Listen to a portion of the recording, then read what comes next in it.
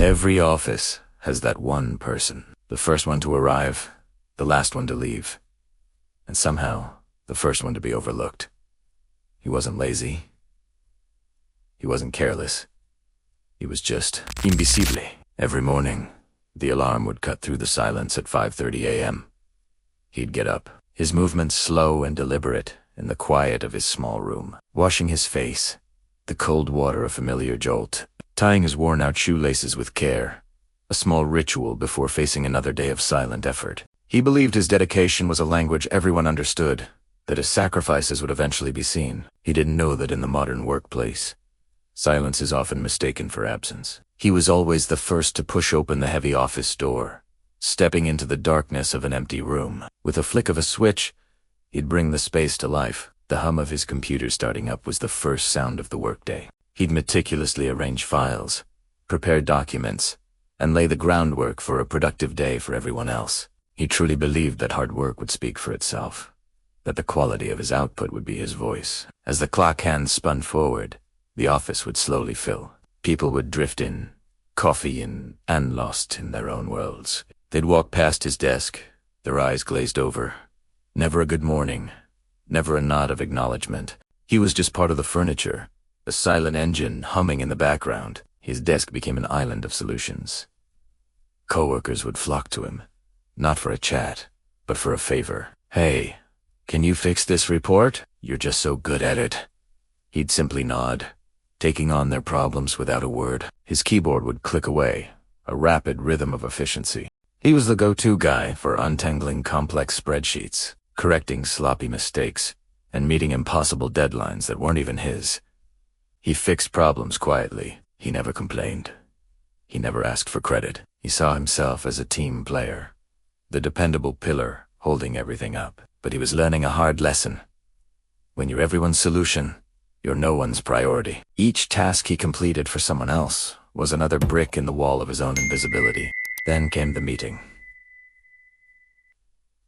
The big one. The boss stood at the head of the table, holding a perfectly compiled project file. "Great work on this. An outstanding achievement. Well done."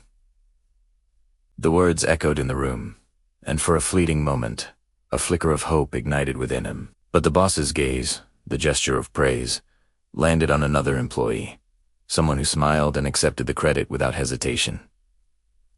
The work was his. The late nights were his. But the praise was not. A forced smile stretched across his face, a mask to hide the crushing weight of disappointment. In that sterile, air-conditioned room, he felt a coldness that had nothing to do with the temperature. It was the chilling realization that his work had spoken, but it had told someone else's story. Lunchtime was the loneliest part of the day. While laughter and chatter filled the break room, he sat alone at his desk, picking at a sandwich he barely tasted. He watched his colleagues bond, share stories, and build connections, while he remained an outsider looking in. He wondered, if I just work a little harder, will they finally see me? His phone buzzed. A message from his family. "Did you get that promotion you were hoping for?" He stared at the screen, the words blurring. How could he explain that he wasn't even in the race? He couldn't bring himself to reply. The silence of his response was heavier than any words he could have typed. The gap between their hopes for him and his reality felt like a vast, uncrossable chasm. The day ended as it always did, long after everyone else had gone home. The office was a ghost town, bathed in the faint glow of computer monitors. He put the final touches on one last task, his shoulders aching with fatigue. Just as he was about to leave, the boss walked by, not even breaking stride. "Leave the file on my desk," he said, his voice cold and detached. There was no thank you, no good job, not even a simple good night. And in that moment, with that one casual, dismissive comment, something inside him finally broke. That night, as he shut down his computer, the gentle click sounded like a final, definitive snap. He looked around the vast, empty office, and saw it not as his battlefield, but as his cage. The next morning, the alarm went off at the same time. He went through the same motions, but everything was different. He arrived at the office, but with a new sense of purpose. He stopped working to be liked and started working with self-respect. He still worked hard, but he also worked smart. He began documenting every contribution, every task, every solution. He started keeping a clear record of his work. In meetings, when discussions turned to projects he had influenced, he no longer stayed silent. He spoke up, his voice calm but clear, offering insights and facts. It wasn't about being loud. It was about being present. He stopped making himself small to make others comfortable. He was done being the office ghost. The turning point came during a high-stakes client meeting. An important client posed a difficult, detailed question about a critical part of the recent project. A tense silence fell over the room. His boss shuffled some papers, looking confused and unprepared. The colleague who had taken the credit looked blank. And then, a calm, steady voice filled the void. "I handled that part of the project." It was him. Every head in the room turned in his direction, their expressions a mixture of surprise and curiosity. His boss looked utterly shocked. For the very first time, his voice didn't just occupy space, it commanded it. He then proceeded to answer the client's question with precision and confidence, demonstrating a depth of knowledge no one else in the room possessed. Later that day, the inevitable summons came. My office. No.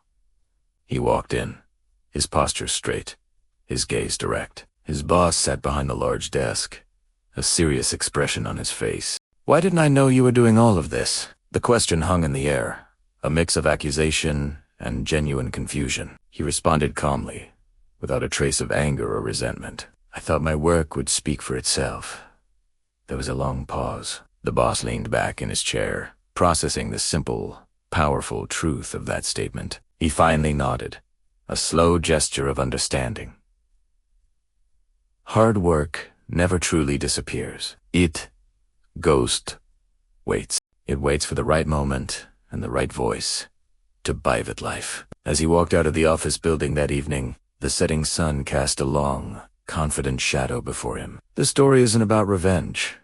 It's not about getting even. It's about self-worth. It's a reminder that your value isn't determined by how much you do for others, but by how much you respect yourself. Work hard, yes.